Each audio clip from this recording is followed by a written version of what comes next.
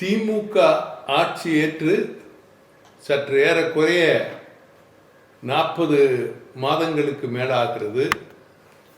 இவர்கள் ஆட்சி ஏற்ற பின்னால் உயர்கல்வித்துறையில் பெரும் பிரச்சனைகள் தலை தூக்க ஆரம்பித்திருக்கிறது. 4000 துணை பேராசிரியர்கள் வேலையில் அமர்த்தப்படவில்லை. அதைப்போல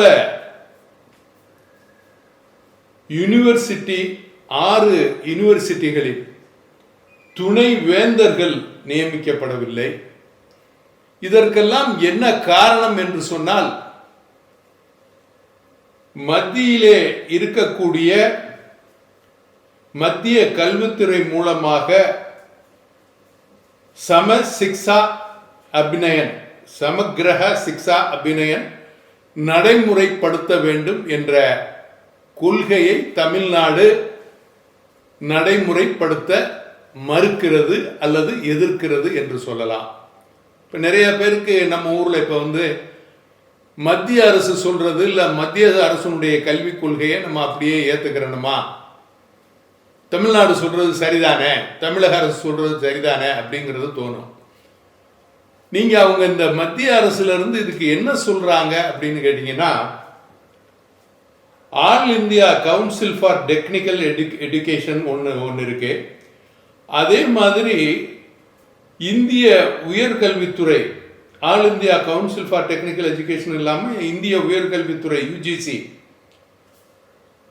அவங்களும் என்ன சொல்றாங்க அப்படின்னு கேட்டீங்கன்னா, இவங்களுடைய இந்த நடைமுறைப்படுத்தக்கூடிய இந்த சான்சலரோட வைஸ் சான்சலர்களை நியமிக்கிறதுக்கு, மற்றபடி இந்த பேராசிரியர்களை நியமிக்கிறது, அந்த கிராண்ட் கமிஷன் மூலமாக கிடைக்கிற பணம், அதாவது வருஷத்துக்கு 570 கோடி மத்திய அரசு இந்த உயர்கல்வித்துறைக்காக தமிழ்நாட்டுக்கு ஒதுக்குற அந்த பணம், இதெல்லாம் நீங்க பெறணும்னு சொன்னா மத்திய அரசு மூலமாக அந்த நிர்வாகத்தில், யுஜிசியில இருந்து அந்த நிர்வாகத்தில் ஒருத்தரை நீங்க நியமிக்கணும். அவங்க அவங்களும் அந்த குழுவில் இருப்பாங்கன்னு சொல்றாங்க.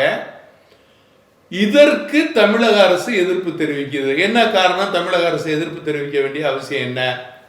இப்போ அந்த குழுவில் மத்தியிலிருந்து ஒருத்தர் இருந்தா என்ன, இப்போ அவரும் கணக்கு வழக்க பார்ப்பாரு. அவரும் நீங்க போடுறவர் வைஸ் சான்சலருக்கு தகுதி உள்ளவரா, பேராசிரியருக்கு தகுதி உள்ளவரா, இந்த வருமானம், அந்த கல்வித்துறை மூலமாக வருமானம் வர்றது, மத்திய யுஜிசி கிராண்ட் கமிஷன்ல இருந்து கிடைக்கக்கூடிய அந்த பணம் 570 கோடி வருஷத்துக்கு அவங்க ஒதுக்குறது, இந்த பணம் எல்லாம் சரியாக செலவிடப்படுகிறதா என்பதையெல்லாம் பார்ப்பாங்க. அப்ப இப்படி பார்க்கின்ற பொழுது மாநில அரசு அவங்க நினைச்ச ஆளுங்களை அந்த வேலைக்கு போட முடியாது. இப்போ ஒரு பேராசிரியரை போடணும், இல்லை ஒரு வைஸ் சான்சலரை போடணும் அப்படின்னு சொன்னா அந்த வைஸ் சான்சலர் தகுதி உள்ளவரா? இப்போ இவங்க அதுக்கு ஒரு உதாரணத்துக்கு நீங்க எடுத்துக்கிறணும் அப்படின்னு கேட்டா, இப்போ நீதிமன்றங்கள்ல எல்லாம் நீங்க பார்த்தீங்க அப்படின்னு சொல்லிட்டுனா பப்ளிக் ப்ராசிக்யூட்டரை போடுவாங்க, அவருக்கு துணையா சில பேரை போடுவாங்க.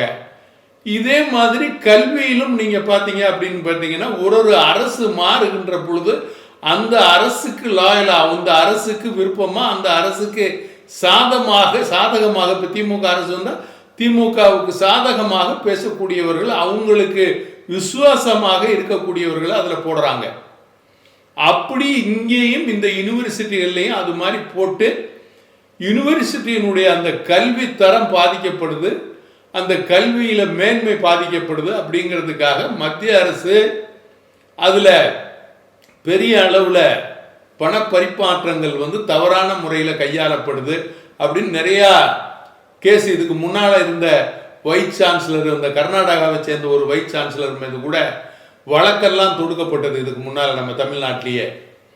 அப்ப இப்படி இந்த வைஸ் சான்சலர்கள் மேல குற்றச்சாட்டுகளும் வருது, அவங்க தவறான முறையில் கையாளுறாங்க அப்படிங்கிறது இருக்கு. அப்போ யுஜிசி யூனிவர்சிட்டி கிராண்ட் கமிஷன்ல இருந்து அந்த அவங்கள கொண்டாந்து அதில் போடுறதுல தப்பு இல்லை, அவங்கள ஏற்றுக்கிறலாம். இதுக்கு திமுக அரசு சொல்ற காரணம் என்ன அப்படின்னு கேட்டீங்கன்னா, மத்திய அரசு கல்விக் கொள்கையை கொண்டாந்து நம்ம மேல திணிக்கிறாங்க, இது மாநில அரசினுடைய கல்விக் கொள்கையில தான் போகணும் அப்படின்னு அந்த கிராண்ட் கமிஷன் கொடுத்த அந்த பணத்தையுமே வருஷத்துக்கு 570 கோடின்னு சொன்னா இப்ப 3-4 வருஷமா அந்த பணத்தை இவங்க வாங்கலை, இவங்க அந்த கல்விக் கொள்கையினுடைய அந்த கிராண்ட் கமிஷனுடைய சட்டத்திட்டங்களுக்கும் உட்படலை, அது பிரச்சனையாக போய்கிட்டு இருக்கு. அதனால பாதிக்கப்படுறது யாரு அப்படின்னு சொன்னா நம்மளுடைய உயர்கல்வி படிக்கக்கூடிய மாணவர்கள் தான். பாருங்க, 4000 துணை பேராசிரியர்களே இல்லை. அப்படி எப்படி கல்வி ஒழுங்கா இருக்கும்? எப்படி அவங்க காலேஜுகளில் யூனிவர்சிட்டிஸில் எப்படி படிச்சிருக்க முடியும்? எப்படி அந்த கல்லூரிகள் வந்து சரியா இருக்கும்? அதே போல 6 யூனிவர்சிட்டிக்கு துணைவேந்தரே இல்லை, சரியா துணைவேந்தர்களே போடலை. அப்போ அந்த துணைவேந்தர்களை போடணும், அதை சரியா நடைமுறைப்படுத்தணும். இதனால பாதிக்கப்பட்டிருக்க கல்லூரிகளை பார்த்தீங்கன்னு சொன்னால் மெட்ராஸ் யூனிவர்சிட்டி பாதிக்கப்பட்டிருக்கு, மதுரை காமராஜர் யூனிவர்சிட்டி பாதிக்கப்பட்டிருக்கு, பாரதியார் யூனிவர்சிட்டி பாதிக்கப்பட்டிருக்கு, பாரதிதாசன் யூனிவர்சிட்டி பாதிக்கப்பட்டிருக்கு, மதர் தெரசா உமன் யூனிவர்சிட்டி பாதிக்கப்பட்டிருக்கு, அழகப்பா யூனிவர்சிட்டி பாதிக்கப்பட்டிருக்கு, அண்ணாமலை யூனிவர்சிட்டி பாதிக்கப்பட்டிருக்கு, பெரியார் யூனிவர்சிட்டி பாதிக்கப்பட்டிருக்கு, தமிழ்நாடு டீச்சர்ஸ் யூனியன் யூனிவர்சிட்டி பாதிக்கப்பட்டிருக்கு.